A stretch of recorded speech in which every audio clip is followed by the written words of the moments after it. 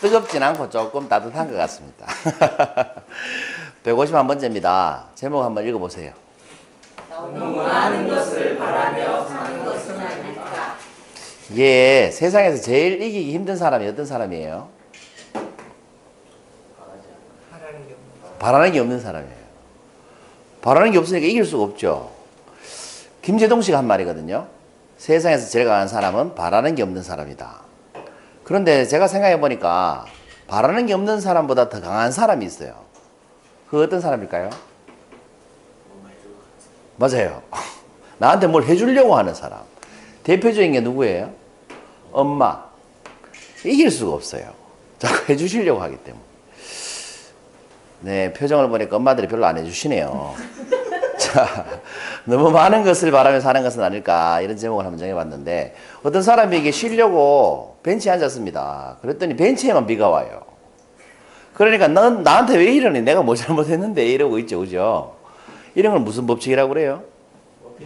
그래요, 머피의 법칙이라고 해요. 이 직장인들한테 머피의 법칙에 해당되는 것들이 뭘까? 조사를 해보니까 이런 식으로 나오더랍니다. 약속이 있는 날은 꼭 야근을 해야 되고, 뭐 지가 하는 날은 버스도 안 오고 엘리베이터도 10,000원이고, 급한 업무 전화하려고 그러면 꼭 상대방의 통화 중이고 하루 종일 안 받고 막, 그렇죠? 이런 식으로 통계가 쭉 이렇게 나와 있더라고요. 연봉 협상 시기만 되면 성과가 보시라면 참 억울할 것 같아요, 그죠? 내년 연봉이 달렸는데 초반에 잘하다가 연말에 꼭 성과가 엉망이라서, 그 심리학적으로 왜 최근 효과라는 거 있지 않습니까? 최근에 일어난 일을 잘 기억하는 거. 그 상사들이 왜 부하 직원들 평가할 때 연초에 잘하던 건 기억이 안 나고 연말에 못한 것만 기억이 잘 나거든. 반대로 연말에 잘한 것만 기억이 잘 나고. 그래서 연말에 잘해야 돼요, 여러분. 신머피의 법칙이라는 것도 있더라고요. 신머피의 법칙. 이 치통의 법칙. 꼭 치과 문 닫는 날 아프죠. 그 다음에 수면의 법칙이라고, 코 제일 심하게 고는 사람이 제일 먼저 잔다는 거지. 나머지 사람은 전멸인 거죠. 밤새고 뭐 이런 거죠. 라디오의 법칙은 라디오 켜가지고 좋은 노래 나오는데 보니까 끝났고 뭐 이런 거죠. 바코드의 법칙은 꼭 이렇게 사기 부끄러운 물건 있잖아요. 예를 들어서 남편 보고 뭐 아내가 뭐 그거 사달라 그러면 줄 한참 서 있는데 막 바코드 안 되고 막 이런 거 있잖아요. 설명은 안 하도록 하겠습니다. 이런 게 머피의 법칙인데, 머피의 법칙을 이론적으로 설명하면 이런 거예요. 잘 될 수도 있고 잘못될 수도 있는 경우에는 반드시 잘못된다. 이게 머피의 법칙이죠. 여러분, 머피의 법칙의 반대 법칙이 뭡니까? 셀리의 법칙이에요. 늘 잘 된다는 거예요, 반대로. 근데 과학자들은 이 머피의 법칙을 인정하지 않았어요. 인정하지 않고 선택적 기억 때문이다 라고 했습니다. 선택적 기억이라는 건 뭐냐? 사람은 말 그대로 선택한 것만 기억한다는 거죠. 여러분, 선택적 지각이라는 말씀을 제가 몇 번 드렸죠. 선택한 것만 인지한다. 뭐 아우디를 사고 싶으면 지나가는 아우디가 눈에 다 띈다. 이런 게 선택적 지각이고, 선택적 기억은 선택한 것만 기억한다는 거예요. 여러분, 지금까지 살아보시니까 좋은 일이 기억이 많이 나세요? 안 좋은 일이 기억이 많이 나세요? 그런 것 같아요. 좋은 일이 기억이 많이 나요. 고등학교 때 잘해준 선생님 기억나요? 근데 좀 악랄한 선생님 기억 안 나요? 기억나죠? 뭐 안 좋은 게 기억이 많이 난다니까. 사람들은 안 좋은 것을 훨씬 더 오래 기억하는 습성이 있습니다. 또 손해보는 거 싫어하고. 그래서 잘 안 풀린 일이나 재수 없다고 생각되는 일은 오랫동안 기억합니다. 그래서 떼인 빚은 절대로 안 까먹죠. 안 좋은 일이니까. 그리고 평상시에 어때요? 버스 타러 갔는데 버스 바로 떠나버리고, 택시 탔더니 그 버스 다시 오고, 뭐 이런 거 있죠. 계산대 줄 서면 내 줄이 항상 꼴찌고, 뭐 소풍 가는 날은 꼭 비 오고, 뭐 토스트 구워가지고 떨어뜨렸더니 꼭 잼 발라는 쪽에 땅바닥에 떨어지고, 뭐 이런 현상들이 막 일어난다는 거죠. 그런 기억들은 굉장히 오래 남는다는 거예요. 비율적으로 이 선택적 기억이라고 하는 이유는 실제로는 별 차이가 안 나는데, 나쁜 기억이 오래 가니까 내가 살 때 나쁜 일이 자주 일어나는 것처럼 느낀다는 거예요. 그게 이제 선택적 기억인데, 이 영국의 BBC 방송국에서 한 과학 프로그램에서 실험을 해봤습니다. 실제로 머피의 법칙이 적용되는지 안 되는지. 그래서 참가자들을 막 모아가지고 300명한테 토스트를 던지라고 그랬어요. 그리고 토스트를 던져서 땅에 떨어질 때 잼 발린 쪽이 먼저 땅에 떨어지는지 아니면 잼 안 발린 쪽이 땅에 떨어지는지 실험을 했어요. 그래서 300번이나 던졌죠. 그랬더니 버터를 안 바른 쪽 148번, 버터 바른 쪽 152번. 별 차이가 없죠. 아, 그래서 선택적 기억이 맞다. 확률적으로 별 차이가 없다. 그래서 머피의 법칙이라는 것은 실제 존재하는 것이 아니고 우리가 느끼는 착각일 뿐이다. 이렇게 얘기했습니다. 그런데 이 정말 착각에 불과할까라고 의문을 품은 한 과학자가 있었어요. 이 사람 이름이 로버트 매튜라는 사람입니다. 이 사람은 신문 칼럼니스트면서도 뭐 영국의 그 애시턴대라는 대학교에서 공학과 쪽에 출강을 하는 사람이었어요. 이 사람이 머피의 법칙을 수학적으로 증명을 했습니다. 실제로 머피의 법칙이 있다는 것을. 머피의 법칙이 과학적으로 증명한 사람이죠. 최초로. 처음 증명한 사례가 뭐냐면 아까는 뭐 버터 발린 토스트를 했는데 잼 발린 토스트를 한번 보죠. 이 잼 발린 토스트를 떨어뜨렸을 때 아까 그 방송국에서 했던 건 300번 떨어졌을 때 비슷했죠. 근데 이 사람은 과학적으로 증명을 해보면 잼 발린 쪽이 훨씬 더 땅에 먼저 떨어질 확률이 높다라는 걸 증명했습니다. 왜 그러냐? 여러분 우리가 보통 식탁의 높이가 몇 미터 정도 될까요? 1m 안팎이에요. 식탁의 높이는 1m 안팎. 식탁의 높이가 왜 1m 안팎일까요? 사람 키가 1.5에서 2m이기 때문에 그렇습니다. 만약에 사람 키가 4m면 식탁의 높이는 한 2m 되겠죠. 그렇겠죠? 사람의 평균 키가 1.5에서 2m 사이인데 왜 사람 키는 1.5에서 2m일까요, 그럼? 이 지구의 중력으로 볼 때 사람 키가 1.5에서 2m일 때 사람이 걸어다니기가, 활동하기가 가장 좋은 키라고 합니다. 더 크면 불편하다고 해요. 중력 때문에. 그래서 1.5에서 2m인 키가 가장 적당하다고 해요. 그래서 사람 키는 다 1.5에서 2m 사이인데 보통 그거 넘어가면 좀 비정상이다 우리 이렇게 얘기하잖아요. 어쨌든 사람 키가 1.5에서 2m고 그래서 식탁은 1m 안팎이 되고 그럼 사람의 손에서 떨어뜨리는 토스트의 높이나 뭐 식탁에서 떨어뜨리는 높이는 비슷하죠. 1.5에서 2m인데 이 토스트를 딱 떨어뜨렸을 때 중력이 작용하겠죠. 중력이 작용하니까 토스트가 밑으로 떨어지지 않겠습니까? 그럼 토스트를 처음 놓을 때 평평하게 떨어질 수는 없죠. 항상 회전하면서 떨어지지 않겠습니까? 회전을 하잖아요. 그럼 이게 몇 바퀴 회전하느냐가 중요한 거죠. 반 바퀴 회전하면 어떻게 토스트를 여러분 잼 발린 쪽으로 들고 있어요. 잼 발린 쪽 위로 올라오게 들고 있죠. 그럼 이게 탁 떨어뜨렸을 때 이게 반 바퀴 돌면 어떻게 돼요? 잼 발린 쪽이 땅에 떨어질 것이고 한 바퀴 돌면 빵 안 발린 쪽이 떨어지겠죠. 근데 이 중력과 회전력을 계산해 보니까 이 회전력을 우리가 토크라고 합니다. 이 토크와 중력을 계산해 보니까 높이가 1m 안팎이나 1.5m 정도 될 때 회전은 반 바퀴밖에 안 하더라. 과학적으로. 그러니까 한 토스트를 떨어뜨리면 어떻게 돼요? 반 바퀴밖에 안 도니까 잼 발린 쪽이 땅에 떨어질 확률이 훨씬 높다는 걸 이 사람이 수학적으로 증명을 해놨죠. 이 실험을 이 사람 몇 번 했느냐? 9,821번 떨어뜨려 봤습니다. 그랬더니 몇 번 잼 발린 쪽에 땅바닥에 떨어졌느냐? 6,101번 떨어졌다는 거예요. 아까 그 방송국 통계하고 틀리죠? 50%가 아니라 62%가 넘게 잼 발린 쪽이 먼저 떨어지더라. 그래서 머피 법칙은 사실이다 이거죠. 수학적으로 증명된 겁니다. 이런 것을 경험적 확률이라고 그래요. 어느 쪽이 먼저 떨어질지 알 수가 없잖아요. 계산으로는. 경험해 보니까 한 9,000번 떨어뜨려 보니까 이렇게 되더라. 경험적 확률이라고 합니다. 이런 것을. 두 번째 이 사람이 한 실험은 이런 건데 여러분 마트에 가서 장 보고 나면 계산대가 보통 한 12개 정도 됩니까? 뭐 이마트나 롯데마트 이런 데 가면 계산대 10개 안팎이 되잖아요. 그러면 여러분 카트를 이렇게 끌고 가지고 찾죠? 뭐 찾으세요? 제일 짧은 줄 찾죠? 그러면 제일 빨리 나가던가요? 아니면 옆줄이 먼저 나가던가요? 보통 옆줄이 먼저 나갑니다. 여러분 현금 지급기 외에 5대 정도 있는데 은행에 가면 돈 먼저 찾으라고 뒤에 줄 서죠. 그럼 내 줄이 제일 빨리 줄어 들어가서 서죠. 그럼 꼭 옆줄이 먼저 줄죠. 그래서 옆줄을 옮기면 어떻게 돼요? 내가 섰던 줄이 먼저 줄죠. 그런 식이에요.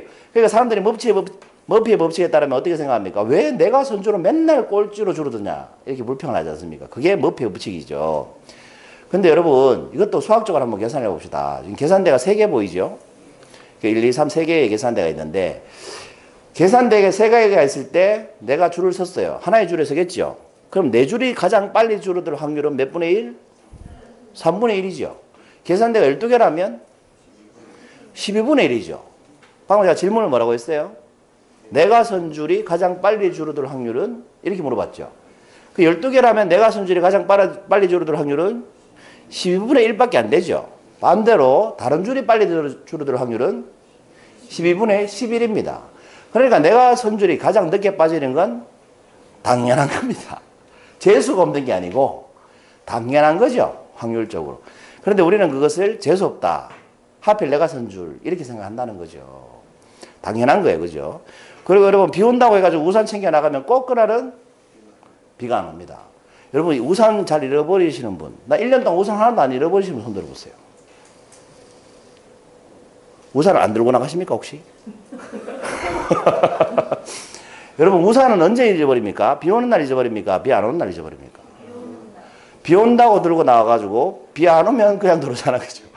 우산은 항상 비 온다고 들고 나갔는데 비 안 오면 그냥 들어옵니다. 집에 올 때 비가 오면 우산 안 잃어버립니다. 우산 들고 오지. 꼭 집에 올 때 비가 안 오니까 우산을 놔두고 오는 거예요. 근데 우산을 들고 나가는 이유는 뭐예요? 일기예보에 비가 온다고 해서 들고 나갔습니다. 근데 여러분 비가 온다고 들고 나갔을 때 비 올 확률이 별로 없죠. 비가 오는 날이 잘 없습니다. 이것도 조사를 해보니까 이렇다라는 거죠. 여러분한테 만약 이런 질문을 던진다면 어느 정도 맞춰주실 것 같아요? 여러분이 우리나라의 일기예보를 한다고 가정을 한번 해보죠. 비 오지 않을 확률을 몇 퍼센트 정도 맞출 자신 있어요? 우리 박대훈 선생님 몇 퍼센트 정도 맞출 수 있으실 것 같아요? 본인 보고 일기예보를 하라면 비 안 오는 확률을 몇 퍼센트 정도 맞출 수 있을 것 같아요? 거의 못 맞출 것 같다. 50%. 오. 하늘을 볼 줄 아시나 보죠? 풍수? 둘 중에 하나일 거니까. 아, 맞네. 맞네. 근데 답이 아니에요. 50%. 그 50%는 왜 아니냐 하면 비 올 것 같은 날 안 온다 해버려 틀리죠. 안 올 것 같은데 온다 하면 틀리죠. 그럼 100% 틀릴 수도 있잖아. 그렇죠? 본인은 몇 퍼센트 정도 맞출 자신 있어요? 저도 못 맞출 것 같아요. 못 맞출 것 같다. 한 80%? 아니, 동안입니다. 저도 한 50%? 50%? 네. 예. 80%. 아, 그러시군요. 여러분, 참고로 우리나라의 일기예보 정확도는 83%입니다. 83%. 높아 보이죠? 그런데 여러분, 대한민국의 365일 중에 비 오는 날이 며칠쯤 될까요? 비가 오는 날. 살아보시면 지금까지 사셨으니까 아시는 느낌으로 365일 중에 며칠 정도 비 오는 것 같아요? 60일? 그것밖에 안 오는 것 같아요? 100일 정도 비가 온다고 합니다. 그러니까 여러분 일기예보관이다. 그럼 이렇게 얘기하시면 돼요. 오늘 무조건 비 안 온다. 라고 얘기하는 거지. 그럼 며칠을 맞춰요? 265일을 맞출 수 있어요. 그럼 맞출 확률은 몇 프로? 72.6%. 무조건 안 온다고 하시면 돼요. 근데 무조건 온다고 하시면 맞출 확률이 몇 프로? 37.4%밖에 안 돼요. 그러니까 비가 안 올 확률이 더 높기 때문에 무조건 비 안 온다라고만 해도 우리는 일기예보관으로서 70% 이상의 확률을 가진 예보관이 될 수 있다. 그 실제 일기예보 정확도하고 별 차이가 안 난다는 거예요. 그렇지 않습니까? 그러니까 여러분 일기예보에서 비 온다라고 예보할 때 우산 들고 나갈 필요가 거의 없다라고 생각하시면 딱 맞습니다. 자, 두 개의 그림이 있습니다. 그러니까 뭐 내가 우산 쓰고 나가는 날은 꼭 비가 안 오더라가 아니고 정상이다 이 말이에요. 비가 그만큼 잘 안 오니까. 여러분 어느 것이 더 자연스럽겠습니까? 그림 1번하고 2번하고. 1번이 더 자연스러워 보이죠? 근데 여러분 종이를 한 장씩 나눠드리고 점을 이렇게 찍으라고 하시면 의도적으로 찍으시면 1번 그림이 나올 확률이 높아요. 그냥 막 찍으면 1번 그림이 나올 확률이 높아요. 막 찍으면 1번 그림이 나올 확률이 높아요? 그럴 것 같죠?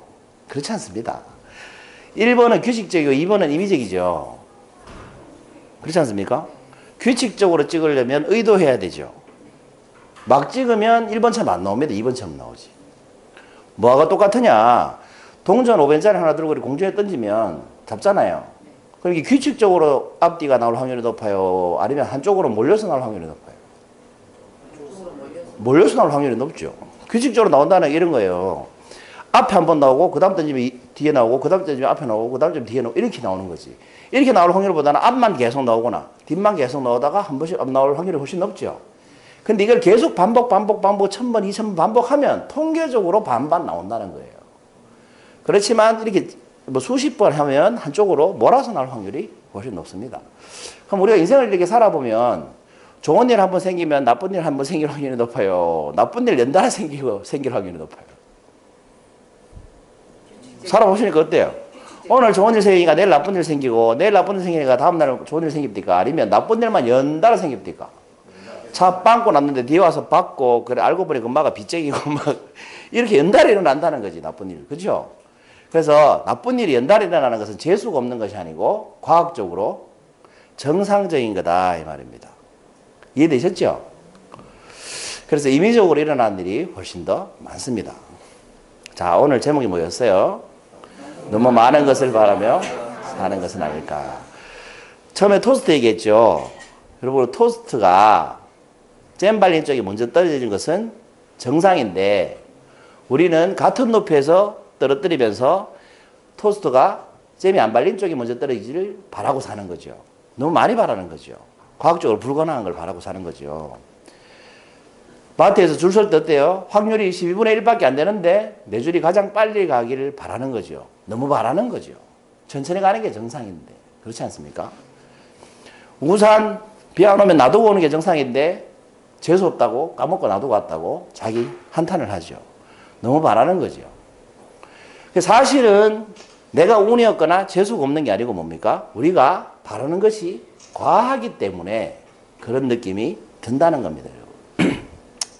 그런데 여기까지 얘기하면 너무 많은 것을 바라며 사는 것을 아닐까가 별로 와닿지 않잖아요.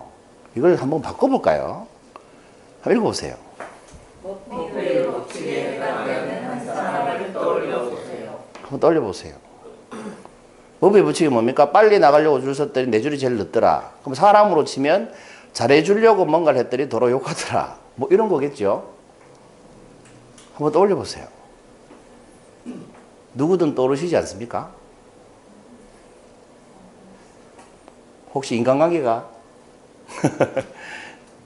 예를 들어서 오늘 집에 가서 뭐 배우자를 기쁘게 해줘야지 하면서 냉장고 청소를 열라 했더니 왜 냉장고에 손댔냐고 화를 막 내는 겁니다. 이제 이런 게 무표 법칙에 해당하는 거죠. 그렇지 않습니까? 또 뭐 좋아하라고 옷을 한 벌 사갔더니 사이즈 안 맞는다고 바꿔오랍니다. 내일 받죠. 뭐 이런 것들이 무표 법칙에 해당하는 거죠. 근데 이 모든 제가 방금 말씀드렸던 인간관계에서 무표 법칙에 해당되는 것은 뭐예요?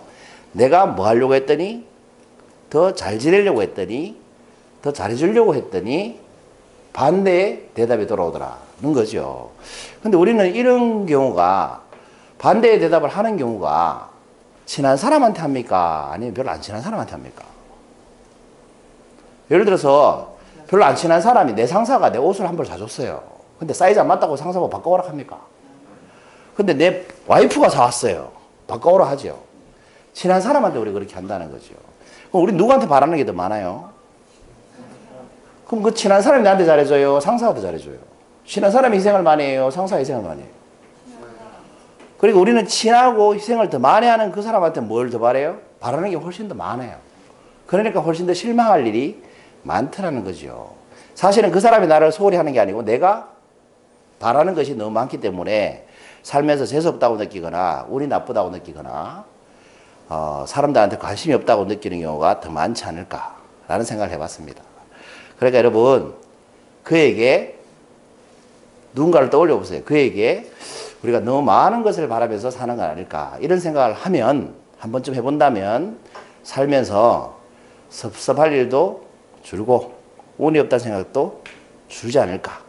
그리고 지금 이 순간에도 사는 게 재미있고 행복하지 않을까 그런 생각을 해봤습니다. 그럼 151번째 향연 노트였습니다. 감사합니다.